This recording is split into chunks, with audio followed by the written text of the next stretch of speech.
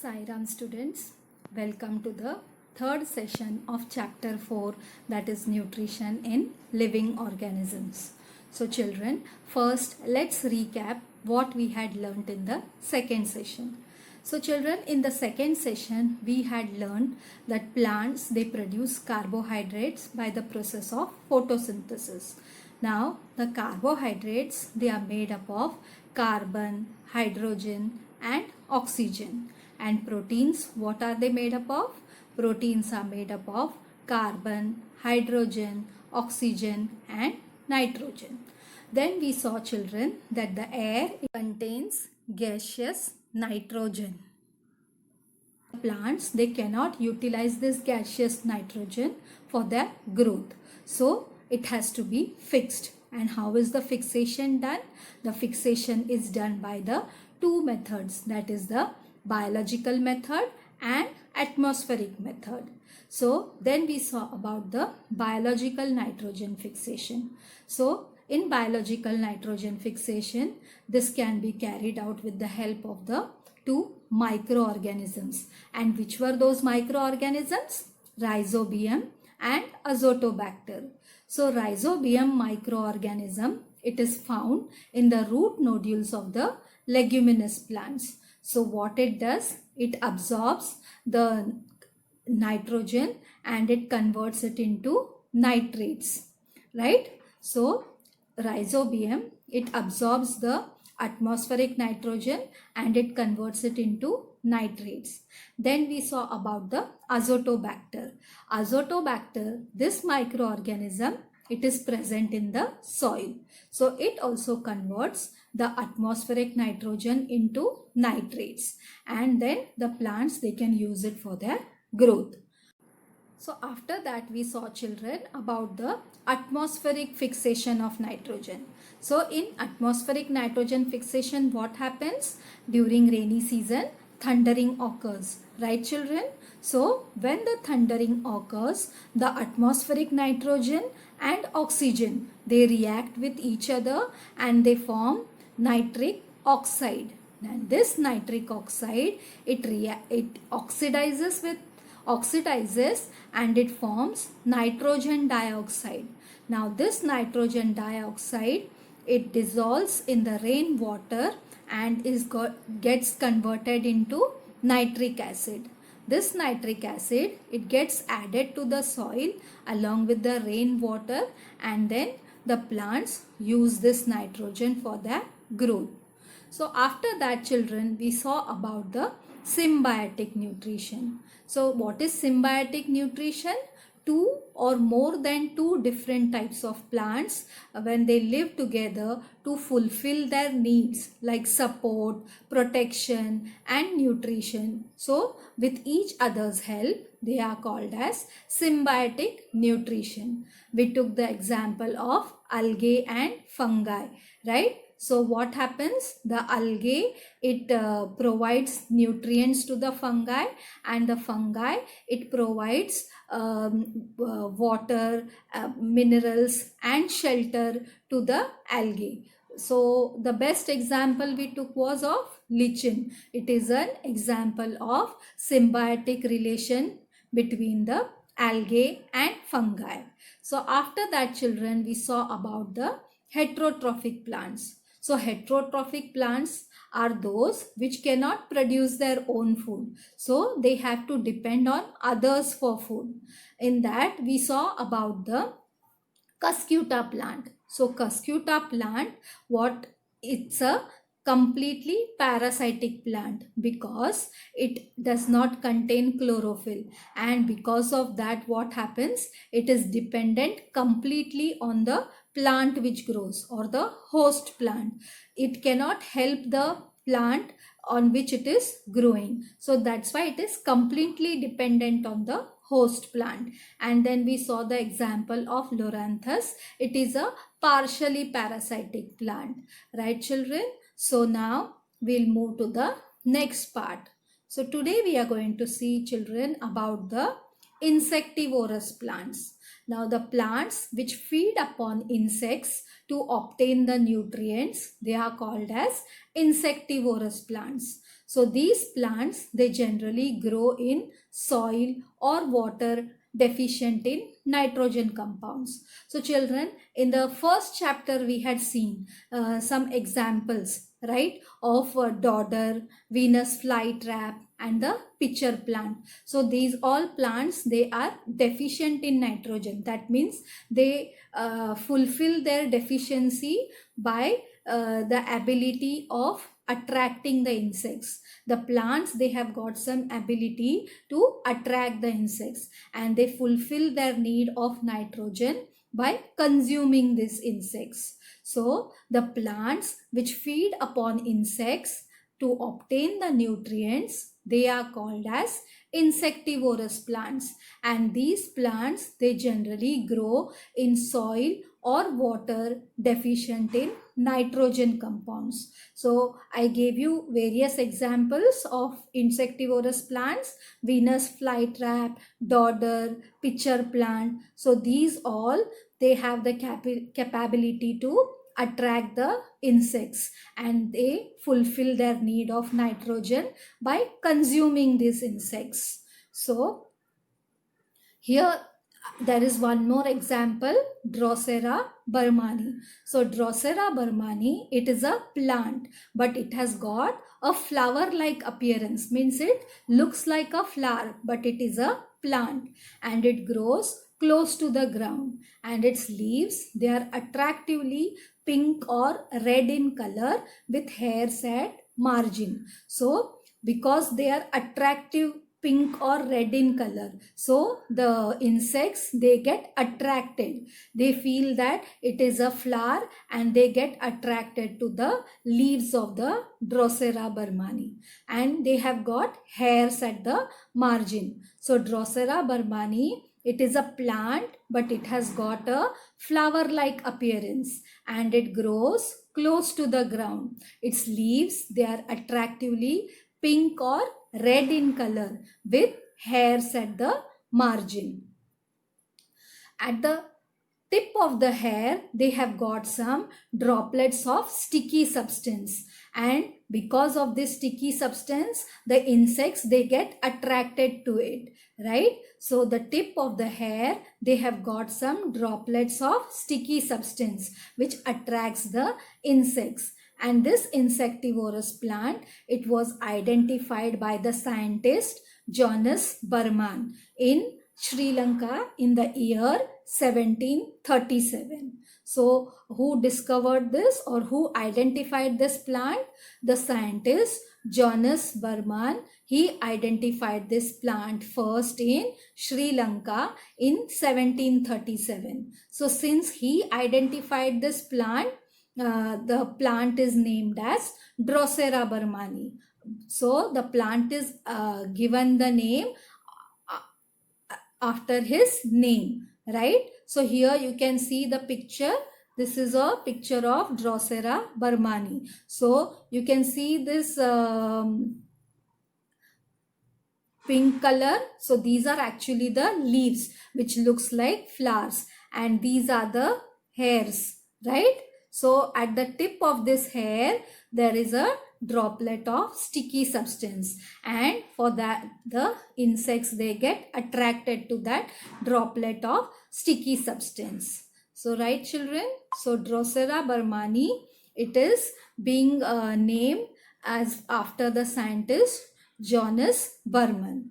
So now we'll see about the saprophytic plants. So the plants which obtain their food from the dead and the decaying bodies of other organisms are called as saprophytic plants. So examples are fungi like mushroom, yeast, they are called as saprophytes. So what are saprophytic plants? Plants which obtain their food from the dead and the decaying bodies of other organisms, they are called as the saprophytic plants, and examples are yeast and mushroom. So how does it obtain its food? The fungi, it secretes the digestive enzymes. That means it releases some digestive juices on the dead remains to digest.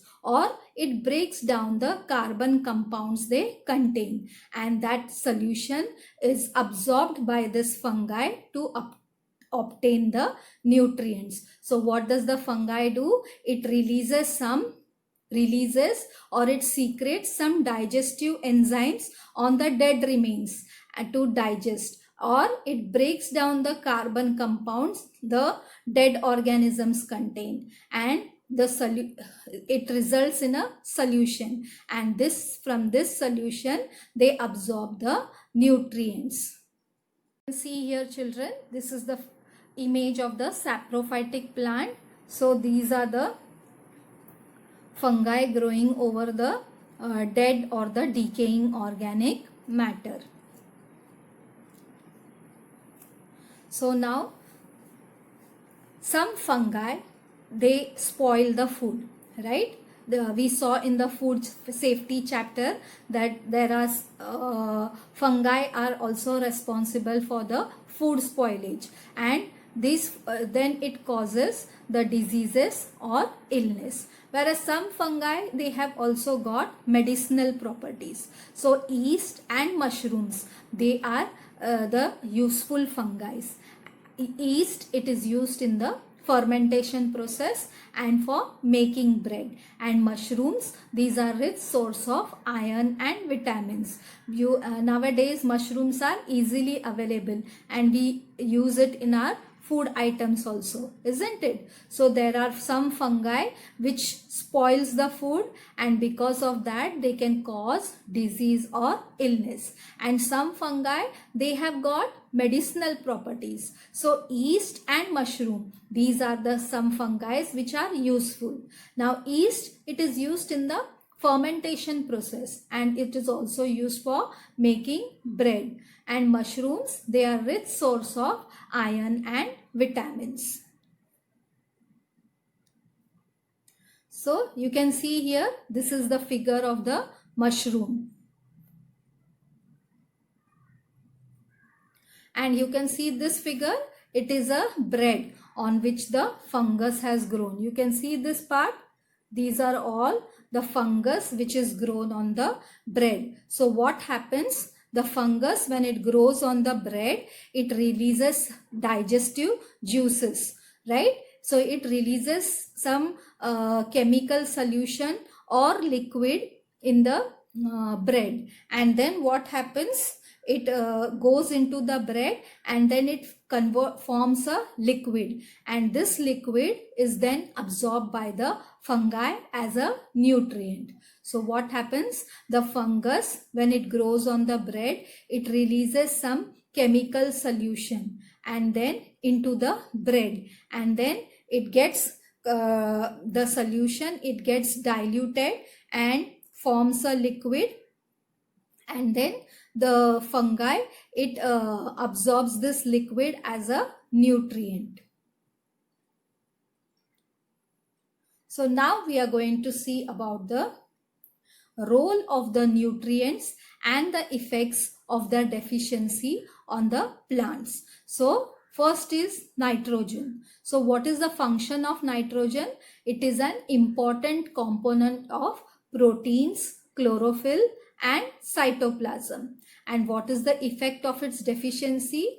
Retarded or stunted growth or yellowing of leaves. You can see children, the leaves color, it changes to yellow. So it is because of the deficiency of nitrogen, or the growth is not proper in the plants. It remains in the same stage as it is when you had brought it. It is not growing. The next one is phosphorus. So what is the function of phosphorus? It converts the light energy into chemical energy. And if phosphorus is not there, then what will happen in the plant?